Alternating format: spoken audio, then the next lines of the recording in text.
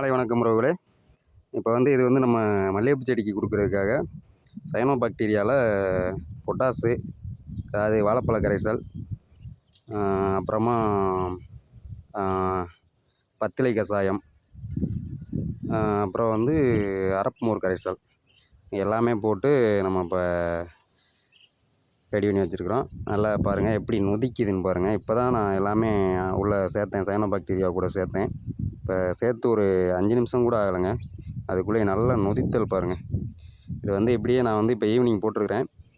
ஒரு நாள் ஃபுல்லாக 12 மணி நேரம் வச்சுருந்துட்டு காலையில் தான் தண்ணியில் ட்ரிப்போட, அதாவது வாய்க்கால் பாசனத்தில் நான் டீப் போட்டு விடுவேன்.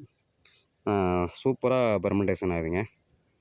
அது எப்படின்னா நல்ல ஒரு நொதித்தல் இப்போ நமக்கு கண்கூடாக தெரியுது. இதில் எவ்வளோ சத்து இருக்கும் பார்த்துக்கங்க. இப்போ இது மல்லிகைப்பூ செடிக்கு கொடுக்குறதுக்காக ரெடி பண்ணி வச்சுருக்கிறேன். இது எல்லா செடிகளுக்குமே நம்ம கொடுக்கலாம். இது கொடுத்துட்டோம்னா நம்ம நிலத்துலேயே எல்லா வகையான பாக்டீரியா, அதாவது பொட்டாஸ் பாக்டீரியா, சாணப்பாசி கரைசல், ப்ளஸ்ஸு நமக்கு மோர் கரைசல், அந்த மோரில் இருக்கிற எல்லாமே நமக்கு எல்லா சத்துமே நமக்கு கிடச்சிரும். அதாவது தரைக்கு நம்ம பூமிக்கு கொடுத்துட்டோம்னாலே பூமி நம்ம செடிக்கு கொடுத்துரும். நன்றி.